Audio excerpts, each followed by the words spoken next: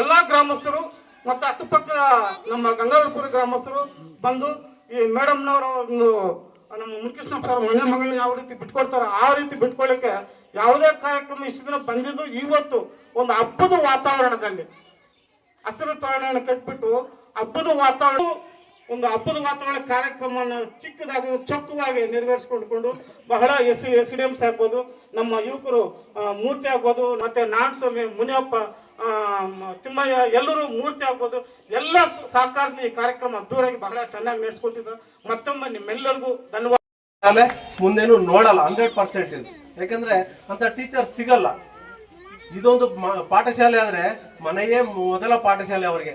ಮನೆಯಲ್ಲಿ ಆ ಪಾಠಶಾಲೆನೆಲ್ಲ ರೆಡಿ ಮಾಡಿ ಮತ್ತೆ ಈ ಪಾಠಶಾಲೆಗೆ ಬರ್ತಾರೆ. ಮತ್ತೆ ಈ ತರ ತರಾತುರಿಯಲ್ಲಿ ಬರುವಾಗ ನಮ್ಮ ಅಮಾನಿ ಭೈರಸಾಗರ ಕೆರೆ ಕಟ್ಟೆ ಮೇಲೆ ಒಂದ್ಸಲ ಬಿದ್ದಿದ್ರು ಅವ್ರು. ಪಾಪ ಎಷ್ಟು ನೋವಾಯ್ತು ಅಂದ್ರೆ ಅಷ್ಟು ನೋವಾಯ್ತು. ಎಷ್ಟು ನಮಗಿಂತ ಬೇಗ ಬರ್ತದೆ. ನಾವು ಇಲ್ಲೇ ಇದ್ದು ನಮ್ಮ ಗಂಡಸರು ಸ್ವಲ್ಪ ನೆಗ್ಲಿಜೆನ್ಸ್ ಆದ್ರೆ ನಮ್ಮ ಮಹಿಳಾ ಶಿಕ್ಷಕಿಯರು ಗುರುಮಾತೆಯರಿದ್ದಾರೆ. ಇನ್ನ ನಮ್ಮ ವರ್ಲಕೊಂಡ ಕ್ಲಸ್ಟರ್ ಇಂದ ನಮ್ಮ ಮೇಡಮ್ ಅನ್ನ ಪರವಾಗಿ ಬಂದಿದ್ದಾರೆ. ಅವರು ಎಲ್ಲ ಮೆಟೀರಿಯಲ್ಸ್ ಎತ್ಕೊಂಡು ಆ ಒಂದು ಸ್ಕೂಟಿಯಲ್ಲಿ ಬರ್ತಾ ಅಂದ್ರೆ ಕಮಿಟ್ಮೆಂಟ್ ಇರಬೇಕು. ಫಸ್ಟ್ ಟೀಚರ್ಗೆ ಕಮಿಟ್ಮೆಂಟ್ ಇರಬೇಕು. ಬೆಳಗ್ಗೆ 7:50 ಶನಿವಾರ ಕ್ಲಾಸು. ನಾವು ಇಲ್ಲೇ ಗುಡಿಬಂಡೆಯಲ್ಲಿದ್ದು ನಾವು 7:50 ಬರ್ತೀವಿ. ಮೇಡಮ್ 7:15 ಇಲ್ಲಿರ್ತಾರೆ. ನಾವು ಸುಮಾರು ಸಲ ಕೇಳಿದ್ವಿ ಮೀಟಿಂಗ್, 9 ಗಂಟೆವರೆಗೂ ಮಾಡಿದ್ದಾರೆ. ಹ್ಯಾಟ್ಸ್ ಆಫ್ ಹೇಳ್ಬೇಕು ಅವ್ರಿಗೆ. 9 ಎಲ್ಲರಿಗೂ ನಾನು ಧನ್ಯವಾದಗಳನ್ನು ಅರ್ಪಿಸ್ತೇನೆ. ಹಾಗೂ ನಮ್ಮ ಕ್ಲಸ್ಟರ್ನ ಟೀಚರ್ಸು ಹಾಗೂ ನಮ್ಮ ಎಲ್ಲ ಸಂಘದವರು ಆಗಲಿ ಪ್ರತಿಯೊಬ್ಬರು ಅಷ್ಟೇ, ನಮ್ಮ ಗುಡಿಬಂಡೆ ತಾಲೂಕಿನ ಪ್ರತಿಯೊಬ್ಬ ಶಿಕ್ಷಕರು ನನಗೆ ಯಾವತ್ತೂ ಯಾವುದೇ ತೊಂದರೆ ಮಾಡಿಲ್ಲ. ಅಂದರೆ ಯಾವುದೇ ಸಹಕಾರ ಕೇಳಿದ್ರು ಯಾವುದೇ ಟೈಮಲ್ಲಿ ಇಲ್ಲ ಅಂತ ಮಾಡಿದ್ದಾರೆ. ಹಾಗೆ ನಮ್ಮ ಗ್ರಾಮಸ್ಥರ ಬಗ್ಗೆ ನಾವು ಹೇಳುವಾಗೇ ಇಲ್ಲ. ಯಾಕಂದ್ರೆ ಅವರ ಸಹಕಾರ ಇಲ್ಲದೆ ಇದ್ರೆ 10 ವರ್ಷ ನಾನಿಲ್ಲಿ ಆರಾಮಾಗಿ ಯಾವುದೇ ತೊಂದರೆ ಇಲ್ದಿರ ಕೆಲಸ ಮಾಡೋದಕ್ಕೆ ಸಾಧ್ಯ. ಯಾವುದೇ ಒಬ್ಬ ಪೇರೆಂಟ್ಸ್ ಆಗಿರ್ಬೋದು, ಗ್ರಾಮಸ್ಥರಾಗಿರ್ಬೋದು, ಶಾಲೆಯ ಕಡೆಗೆ ಏನು ಟೀಚರ್ ಇದ್ದಾರೆ ಪಾಠ ಮಾಡ್ಕೊಂಡು ಹೋಗ್ತಾರೆ.